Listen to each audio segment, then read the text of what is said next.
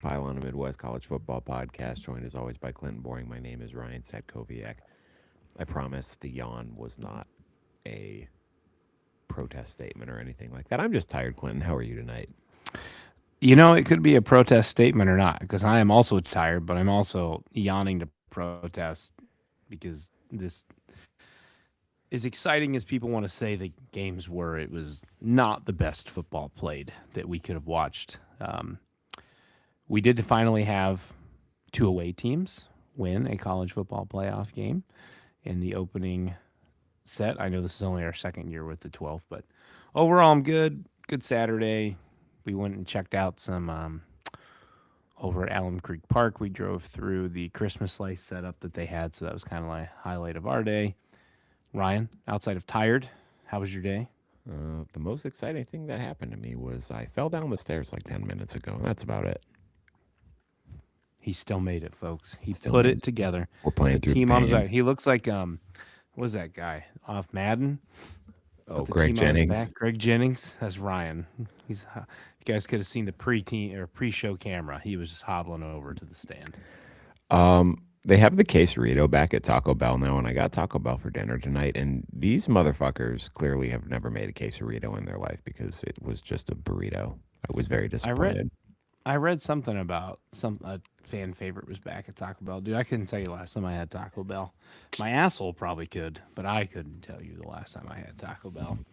What I have discovered though, and I don't know why I've been getting these Facebook reels of recipes, but this chick's on there. She's doing all kinds of things like sweet potatoes. She made sweet potato nachos. She Hmm. made sweet potato like protein bowls. I'm like, we gotta get on that shit. Not right now. I'm in full Cookie Monster madness right now. I'm gonna have diabetes before Christmas. Same. But after the new year, I'm ready to go and Yeah. take a break, as I am every year with sugar. I'm like, I'm done for a while. I'm even considering, Ryan, the move to just straight black coffee. There you go. I don't know if I can do it, but I might try. Well, once you do, you know what they say. Once you go black.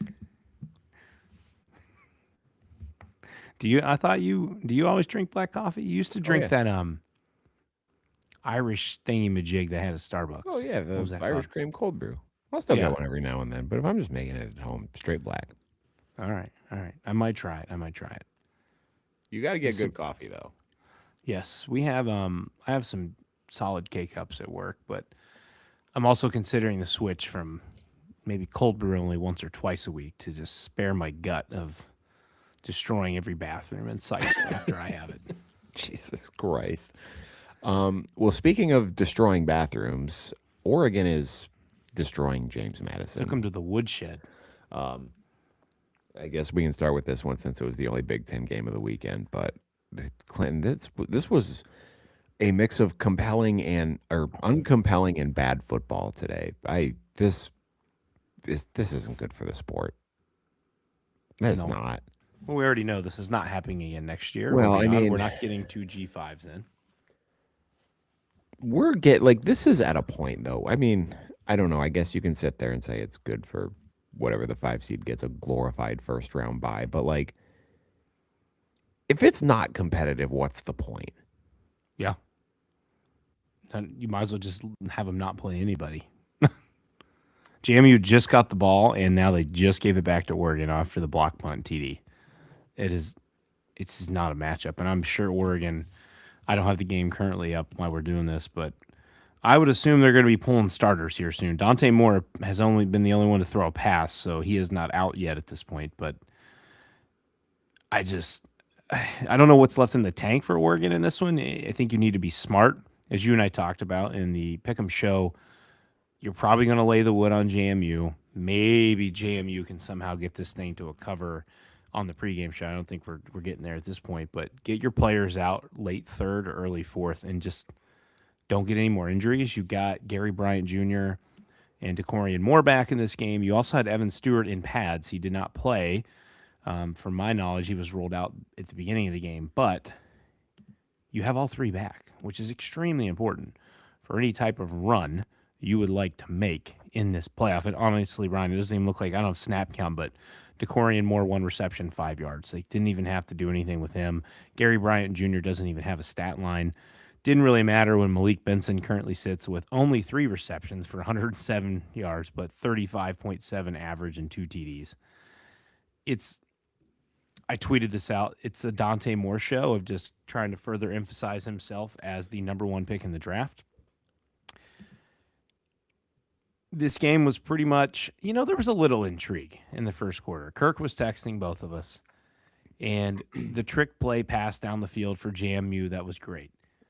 And then you penalize yourself, and then you have no chance. Then your field goal gets blocked. It was their first drive of the game. They had a chance again, and you kicked a field goal. I believe they went for it on 4th down on that drive as well earlier. In a game like this, Ryan, even though it was 6-0, I don't think I'm kicking the field goal. I think I was going for that. Because in no way, shape, and form was that field goal going to do you any good when you win against Oregon. Oregon is already to the JMU 9, Ryan. They just got the ball back. 30 seconds has elapsed. They're still and they're pushing already it, through man. 9. Dan Lanning is out for blood. He does not give a shit. He's welcoming Chesney to the Big Ten. I will give props again early. Alonzo Barnett, dude is shifty as hell, man. He put some of those Oregon defenders in a blender. Wayne Knight looks like a little monster out there. He is a hard runner. Right now, those two sit combined at a whopping 74 yards, though, with 101 yards on the day on the ground. For JMU, we talked about what they average 44-something rush attempts a game. They're sitting at 25 right now. Again, game flow changes what you have to do in this game. But all in all, for a home playoff game in Autzen, if you're the home team, is this what you'd want to see, though, Ryan, if you're there? You went to the Notre Dame game last year, and Notre Dame didn't need to hang 48 points on Indiana for everyone to see that Notre Dame was the better team and was going to win. And Ohio State obliterated Tennessee. I enjoyed every bit of it, but I think a part of that was because it's a P4 team and an SEC team. But if you're in Autzen right now, how are you feeling with this game? Well, I mean, you could see the ticket prices before the game. They were like normal game ticket prices, and that's not an indictment. Like, people were like using it as an indictment on Oregon. That's not an indictment on Oregon. That's we're playing a early September game in the first round of the playoff. We know what's going to happen. We're going to save our tickets to take a trip to the next bowl game, or if they advance after that. And I mean, that's why I think we kind of touched on a little bit with Dale, and why I wanted to kind of get the pulse on the fan base of how are you feeling about this game? Yes, it's a playoff game, but let's be real. We know what the outcome is going to be here. And this is why. Like, we said it before the show that this was going to get ugly. James Madison hasn't played a team. They played one team of this caliber, and they didn't move the ball particularly well. And I don't know. I don't want to sit here and say, like, this was predictable, but it was kind of predictable. And I don't know if I don't know that I would have traveled to this game if I was already there. I'd be like, yeah, I'm going to go. But yeah, I remember when Kirk texted us and mentioned something about how you guys getting out in Oregon. I'm like, don't even waste your time, man. I know it's your alma mater, but there's about as good of a chance as JMU beating Oregon as me beating Oregon. Just not going to happen. I don't know. With an interception. That's his second one then. That was not a good throw. That's all right. All right, number 2 pick in the draft now. Fernando Mendoza, pick number 1, after he beats Alabama in 10 days, because it still feels like an eternity before we get a meaningful playoff game. Yeah, well, we didn't really get a lot of them this weekend, Clinton. And let's just knock the other shitbag one out after this one. Yeah, because it's like, I don't really know how much to go in on Oregon on this one, because I figured we wouldn't learn a whole lot. You get your guys back healthy, get them some gain reps, get them out of there. Don't burn too much tread on the tire or put them in harm's way, because you'll need them in a week and a half against Texas Tech. That's all. I mean, they're moving the ball well, they're running well, but I mean, it's nothing that we didn't expect.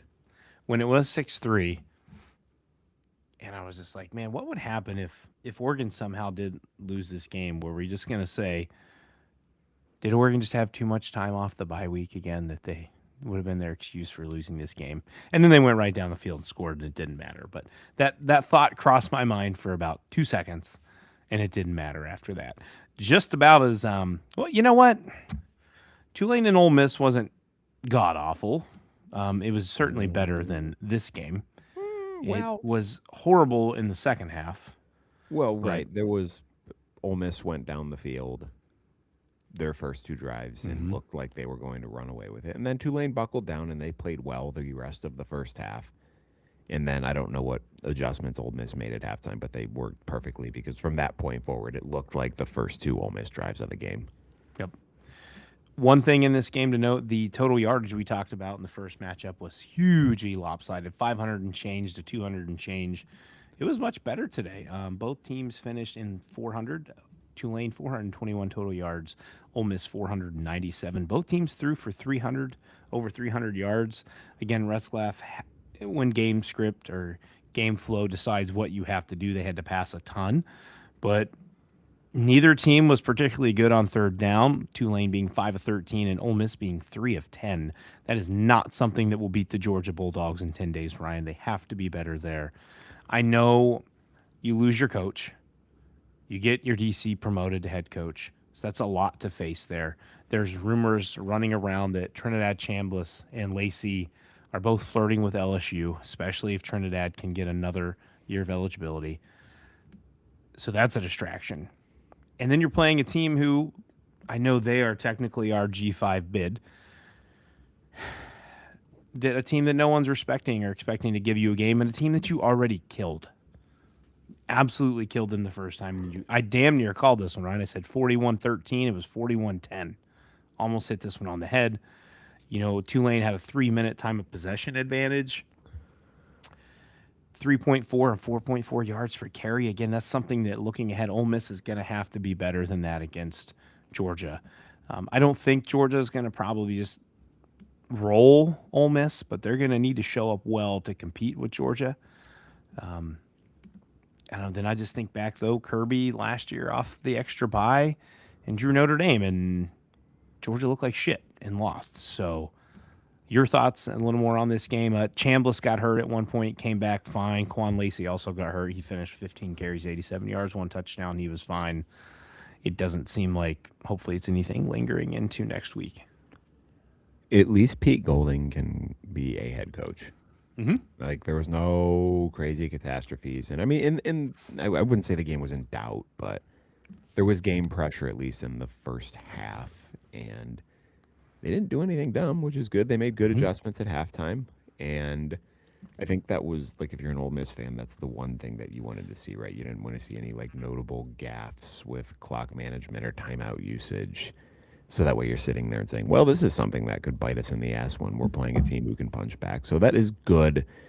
They've already shown this year that they can play with Georgia. They just didn't do well defensively against Georgia.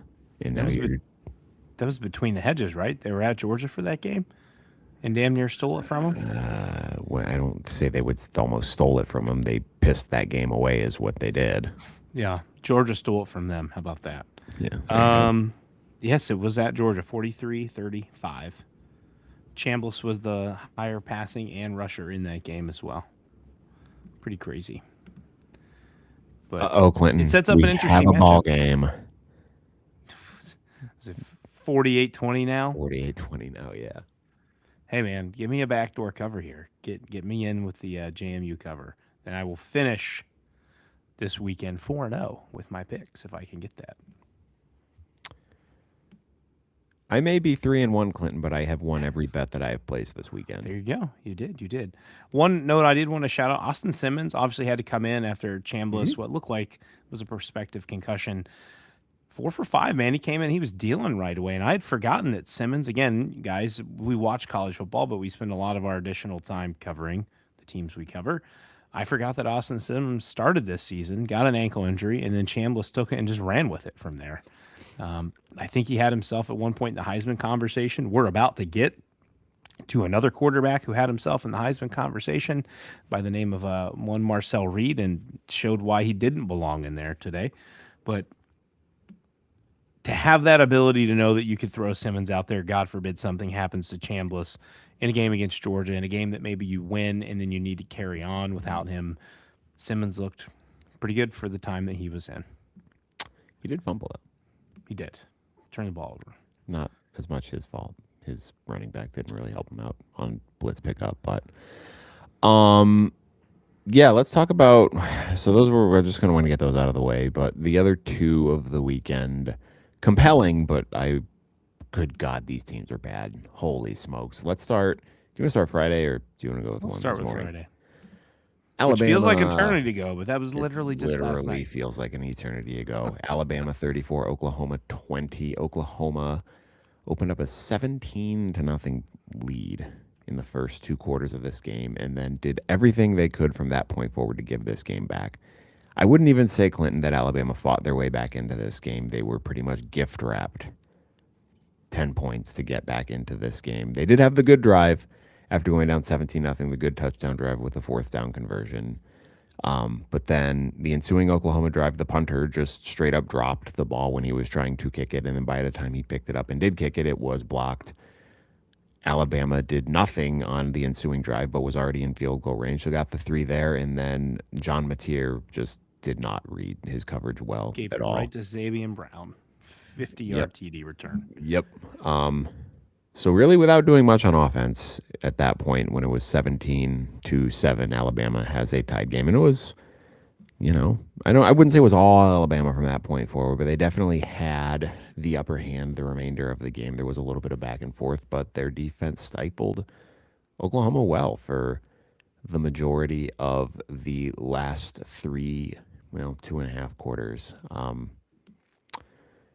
They did have, well, that sequence at the end of the game too, man. You talk about college kickers. So This started the weekend off. yes, he was? Did he win the Groza? He won the Groza this year. He had made like 25 straight kicks, and you get to a point where you're just outside the 2 minute warning. You're down 10, and he misses a 36-yard chip shot. Your defense forces a 3 and out, but now instead of being down 7 with a chance to tie, you're still chasing that 10. So they get into field goal range and immediately decide to kick, which I think mathematically was the correct play there. But I don't know if he duffed it or what, but he left it well short from 49. And that was pretty much all she wrote at the end of the game here. I just was not impressed with either football team in this game. That just No. was not like Alabama. They were talking during the game about, whoa, wow, how much better Alabama is at running the football, which I mean, I guess is technically true because the last time they played a football game, they had negative rushing yards, but they ran for 28 yards in this game, Clinton. Ty Simpson was better. There was definitely the first quarter and a half. You could they'd zoom in on his face and he just did not look Seeing ghosts, comfortable man. at all under pressure, but he settled in well. He had some fantastic throws in this game, but I don't know what this Alabama team has for Indiana. That feels like a terrible matchup for Alabama. I can tell you right now what Indiana's going to do. They're going to come at him and come at him hard. Easy. If you saw his face, guys, if you didn't watch this game, you need to go back and rewatch it because he was shell shocked. He was shook. He's like, "Damn, I got this is Georgia all over again." And he got comfortable. Again, as you get into a game flow, you change things. Those first, I often tell you what, first 15 to 20 plays are scripted. Bama gets their adjustments, look better in the second half. We talked about how good this Oklahoma defense was, and that was really the only good thing that they had. And we also talked about how bad the Alabama run game was. Daniel Hill, 9 for 43, Jam Miller, 7 for 11. That's their running backs. That will not beat Indiana. That will not beat Indiana. And I still see all this just talking to buddies who, one who's a Bama fan, to seeing it on social media. So many people, because the name is Alabama, still aren't giving Indiana a chance. I'm telling you right now, if Alabama gets down 17-0 to Indiana, they will not come back to win that game. Kurt Signetti will do everything he can to absolutely boat race them out of the stadium. It will be ugly. Bama did find something. I believe it's a freshman Latsier Brooks, though. 5 receptions, 79 yards, 2 TDs. Made a fantastic catch on one of them. And then the ghost, Ryan Williams, 1 catch for 5 yards. Ryan, he wasn't even on the field half the time for them. He will not be on this team next year. He will be in the portal somewhere else. Oh, you did a great job with Jeremy Bernard as well. Only 3 catches, 40 yards. He did, again, run the ball once for 0 yards. so it did nothing of effect there for them. A lot of people talking about Mateer's throwing motion last night. I agree. It was Not quite great. interesting. He was also jumping almost every single time he threw the ball. Oklahoma, we mentioned the same thing. Can't run the ball. Tory Blaylock, 11 carries, 36 yards. It's a 3.3 average, Ryan. John Mateer, 19 carries, 15 yards, 0.8. That's horrible Not with a great. long of 11. Now, Bama did generate a good amount of pressure on him. And once they finally got out of what they were doing early, which was just, we're going to rush for him, we're going to sit in zone. Then they realized that wasn't going to work, and they got after his ass, and he looked like a guy who played for Washington State last year and then stepped into the SEC. That's exactly what he looked like. Deion Burke's fantastic game, 7 receptions, 107 yards, 1 touchdown. Oklahoma's now 0-5 in playoffs, Ryan. They have not won a playoff game. I believe this is another time in which they've blown a lead to be able to win a playoff game. This was not the worst beating they took. I believe the worst beating they took was from Joe Burrow and the LSU Tigers, correct? That was god-awful. But, I think it's a step in the right direction for Oklahoma. Another tough schedule this year that they made through 10-2 while dealing with Mateer being out with an injury. Brent Venables has them going in the right direction. I think he made the right call on him calling defense this year. I don't know. Do we get another year of Mateer? He is a junior, so my guess is he will be back next year for Oklahoma, because I would not be looking highly at his pro prospects right now. No. Ty Simpson certainly has stuff to continue to prove. He is draft eligible. There's obviously been no declaration yet, I don't think, from him. He gets a huge chance to show himself against the number 1 team in the country in 10 days in the Rose Bowl, the granddaddy of them all. He's going to get Kirk Herbstreit and Chris Fowler on the call. So we'll see how he looks in that game. But overall, the score got better than what I probably expected it to be with the start of the game, especially being 17-0. But overall, I'm with you, Ryan. I left really unimpressed with both these teams, and it really didn't matter who won. I don't know what the spread will be. I think is it 7 right now? I think it's moved to for Indiana. I don't know if that's enough for me to feel confident enough to say Bama plus 7. I might need Bama plus 10 to 14 because Indiana's licking their chops right now. Yeah, this is not a good weekend for the SEC, which I guess can transition us to our next game. But I came away from this game thinking that whoever came out of it was going to be one and done. Hard to feel too confident in Ole Miss, and I mean they get Georgia anyway, so one of them is going to KO each other. But we finally got SEC teams winning, and I guess Texas won in the first round last year, but it took them getting a game against each other and a game against a G5 team. 50 Cent, though, making a random appearance before the fourth quarter to try that to was get weird. Does he like Oklahoma having, not to die? Does he have an Oklahoma connection? No, they talked about that on the thing, and it's just because they play his song before every fourth quarter. Oh, that's pretty cool. So he came out and live performed it for him. And then the announcer was talking about 50 Cent getting shot and how he's hard to kill. I'm like, Jesus Christ. The announcers what we go to now during games, it's very interesting. That's not the comments I figured the guy would have been making. No. Speaking of one and done teams, let's talk about the last one, Clinton. The best game of the weekend? The mid-off in College Station. Miami 10, Texas A&M 3. There was a very long period of time in this game, Clinton, that the Premier League game I watched this morning had as many points as this game did. It was embarrassing football. Like, I get, like, the proclivity for wanting to watch high offense, explosive football because that's exciting. I think you can have a strong, good, entertaining football game that's low scoring. This was not that. It was ugly, man. This was two really good defenses going against offenses that aren't good. Yeah. And it was just hard to watch. Let's see. Well, A&M only finished with 2 sacks, but they did get 6 TFLs. Do you know what? I feel like Miami finished with more than that. I have them right here. Miami finished with 7 sacks. Now, some of that is I don't think Marcel Reed can read a defense. If it's not a check down or a vertical route, he doesn't know what the hell he's looking at. I agree. A&M had numerous chances today that should have been caught passes, and he just threw horrible balls. I don't know how this young man, again, I'm not trying to be a dick, was in the Heisman conversation this year. Probably because they played the bottom half of the SEC. But 237 yards, and that feels like I can't believe he got there.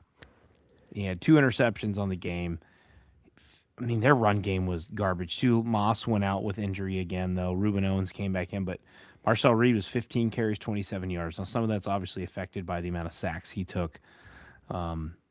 But just unimpressed with both teams, but super impressed with pressure generation by both teams and then Miami's offensive line to stand up to that. I think you texted me with this when Miami finally made the decision just to hand the ball to Mark Fletcher. That's when they kind of put this game on ice, especially the big 56-yard run that he had. He finished 17 for 172. No touchdowns, unfortunately, for him. Always love to see a running back when he gets that many totes and that many yards to be able to punch it in for 1 touchdown. But Malachi Toney about cost him the game. That is a freshman mistake. You're driving the field, a chance to put this game away earlier, and he gets it stripped from behind. And then A&M turns around and does nothing with the ball. I believe takes 5-yard delay game, punts it right back to him. The other fact of this game is we should have had more points, but we had so many missed field goals by these teams. It made it even worse. Like I watched this entire game, and I don't know how I was glued to my TV. Part of it was let's see how many more field goals we can miss, and then who's going to score a touchdown? Who's going to get invented a forward pass today? Because it was rough. I look ahead to this game with Miami and Ohio State now. Again, I know I'm biased. What did Miami show you today that gives you any inkling that they think they can beat Ohio State? I'll give you one thing. Their pressure generation. That is certainly one thing they can do. However, A&M was able to generate some pressure today without blitzing. Miami had to blitz some. It is one thing to blitz Texas A&M, whose best weapon is KC Concepcion. But when Jeremiah Smith and Carnell Tate live on the other side, and if Ohio State's offensive line, being right guard, plays better, it'll be an interesting situation, to say the least, to see how that goes. But shout out Mark Fletcher. You took the game over. You won the game for your team. Fantastic job. Mario Cristobal did not choke it away. He tried. His clock management is not great, man. Well, the clock management in the game situation, too, because if Malachi Toney, I'm glad he didn't because I bet him to score a touchdown. But if he goes down at the 1-yard line, they run the clock out, kick the field goal, the game's over. And I get the people who said, why would you be confident in the kicker who's already missed 3? If you can't make an extra point, then you don't deserve to win. You lose your scholarship. But they were talking about how A&M's been bouncing back and forth between kickers all year. Well, yeah, the kid used 2 in this game. The first guy duffed it. He literally duffed his foot in the turf. It was what I do with my pitching wedge. And then they went to the second guy, and he made the other kick. But no, if the Mario game management rears its ugly head again, because I get you're not necessarily sitting there thinking you're going to score in that play, but you need to have the game awareness to know they're out of timeouts, go down, let's end this game, because then A&M comes right down the field, and they have first and goal at the 5 with 38 seconds left. And even though they had no time, I was shocked that they did not try to run the ball in on the first 100%, play. especially with Marcel Reed. You had plenty of time that even if you lose 7 seconds in that situation, but again, you're at the 5, you're fine. And I mean, that ends up proving, I don't know if it proves costly because they didn't score. I don't know that they would have scored if they ran it in, but once you don't do that on first down, you're kind of pigeonholing yourself on second and third down, and then Marcel Reed just made another bad read and a bad throw. You asked a quarterback who looked underwhelming all day in the tightest windows on the field possible inside the 5 in the red zone to win the game with his arm when his best asset are his legs. Or is his legs, are his legs, whatever you want to say. And you didn't give him a chance to do it with him. And so I don't know, man. I had to pause this briefly to take Owen up for his nap. So when I came back down, I watched A&M get down inside the 5, and I'm just like, oh, man, they're going to tie this shit up. I know. I Miami thought it botched too. it again. I thought it too. And like we're going to go to overtime and have to watch kickers miss more field goals and bad quarterback play. And he threw it right to him. I mean, just another Christmas gift. So I would argue, probably from my own interest and standpoint, this was probably my favorite game of the weekend. I know it was ugly, but I really enjoyed seeing the defenses play well in this game, especially the D line, and just wreaking havoc. Especially when you look at A&M and how mobile Marcel Reed is, the fact that Miami is able to sack him 7 times and have 9 TFLs is fantastic. I do have to say the bar for game of the weekend is really low. It's super low. Absolutely. Two of the games are already eliminated. Yeah, just by looking at it before you even play it. I expected a little more points in this game, though. I had Miami winning, but I expected more than 13 in total. And the last touchdown to not come with a minute and change left on the clock. Both teams had their chances throughout this game, man. They just failed to convert, and you have to shout out your defense on that. But then your quarterback play just was not overly impressive. I know it was windy here. It was very windy field today, but still, I was a little bit underimpressed. Now, Ryan, some of the Michigan people have taken a turn to saying that they're going to go after Mike Elko now. Like, nobody wants to come coach your team. Yeah, right. Nobody. Maybe Kyle Whittingham. Then they're all like, we don't want him. He's old. I'm like, that might be your best shot right now to not sink. He can keep you afloat for 4 to 5 years. Because if you go with Biff Poggi for 1 year, you're sinking. Yeah, honestly, Kyle Whittingham would be the ideal hire. God, it would be fun, man. He'd be He's physical. There. He runs the ball like Michigan wants to run the ball. You get a good young offensive and/or defensive coordinator, set up another head coach in waiting situation, and then when he's ready to call it quits in 5 years, you got your shit all figured out. I still think you're losing Underwood in that scenario. I don't think you're keeping him. I don't think Whittingham runs an offense that I think would fit Underwood. He did pretty well with Cam Rising. I was going to say, though, his development, too. Like, Underwood's got pro prospects. I don't think Cam Rising really ever did. But Whittingham's a great coach. Michigan State, side note, too, doing a fantastic job building their staff right now. Everybody's laughing about the Michigan State hiring of the QB coach from Alabama. And I'm like, Ty Simpson's played great all year. Alabama also has a 5-star quarterback on there that he helped recruit that, I don't know, maybe you could swing him to come to Michigan State because Ty Simpson might come back next year. Who knows? I don't know. But Michigan State's doing a really nice job building their staff. Plucked Iowa special teams coordinator, man. I couldn't believe that. Sparty's going to play special teams, dude. Mm-hmm. And the wonderful thing that, or the one nice thing that is wonderful for Michigan State fans is Fitzgerald's going out of the box. He's not just plucking guys from Northwestern and his former staff. He's getting guys from different places. This team's going to be better. I don't know what they're going to do next year. They got to build a little bit, but they will be better next year, and it's very exciting. Before we head out, short show tonight because the action wasn't the best. Any initial thoughts on the quarterfinal games? I still stand and say I think Oregon Texas Tech is the most exciting and will be the most competitive game. I'm really looking forward to seeing. I mean, we watched the ACC go into the SEC today and beat them.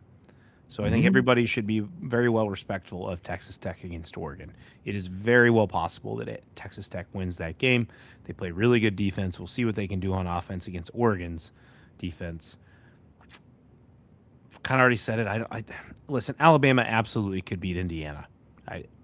If the right Bama shows up, they can beat them. I just don't see it happening. I think Indiana's going to attack. They're going to cause a lot of problems for Simpson. Georgia, Ole Miss, I picked Ole Miss to do it, but I kind of expect it to be Georgia that wins the game. And then if Miami can't generate pressure on Ohio State, if they truly have this, in the second half, Indiana didn't really generate pressure on Sand. If Miami can't get to Sand, Ohio State's going to kick the shit out of Miami. I don't know. Miami scored 10 points on A&M today. Now they're going to go against the best defense in the country, and I don't know if they'll score. It's quite possible they put a goose egg. You have any thoughts on these games early? Maybe you get good Carson back because he was not in the stadium Well, today. he didn't throw picks today though, so he's got That's some true. due. Rent's coming due. That's true. It was swirling wind. It was swirling wind. Mhm. To be fair, I think there's a chance that Oregon Texas Tech is like the only watchable game from these three. Yeah. I mean, I will be excited to watch them because I think your potential for like good, compelling quality football is higher than we were ever going to get this weekend. But Mhm. I think there's a universe also where Indiana bludgeons Alabama, Ohio State just completely demoralizes Miami, and Georgia just obliterates Ole Miss. Yep. Like those scenarios exist to me. Whereas I think Oregon and Texas Tech, you have two really good teams playing at a high level right now, and that's going to be a good, compelling matchup. The last time my team played on New Year's Eve, I went into the new year very sad. I would like to rebound from that, Ohio State. Please don't make this come down to a Jaden Fielding field goal. Please don't let that happen. Because we're going to lose if we do. Likely. Um, I that's it for me. Unless you have anything else you want to I talk think about. it's all we got. I mean, it's again, not the G5's problem. James Madison, Tulane, congratulations on fantastic seasons making the playoff. We would have probably been at least our normal full hour if those games were competitive and or featured maybe at least like a Notre Dame or a Texas or somebody as the other competitor against Oregon tonight. We're not doing anything this week. Nope, we're taking Christmas week off. Merry Christmas to you all. Happy holidays if you don't celebrate Christmas and you celebrate something else. Enjoy it. Have fun with it. Enjoy time with your families. Safe travels to all of you who listen to us. We greatly appreciate the time you've spent with us through 2025 and 2024. And we look forward to talking not only playoffs, but the next season of 2026 with y'all. We will be back the week of the 29th. I just don't know specifically when. But if you subscribe to the podcast feed in Apple or Spotify, you'll get notified whenever it drops. Or you just follow us on Twitter at ITPCFB. We will be sure to tweet out once we figure out specifically when we are going live next and what we're going to talk about. Thanks for tuning in again.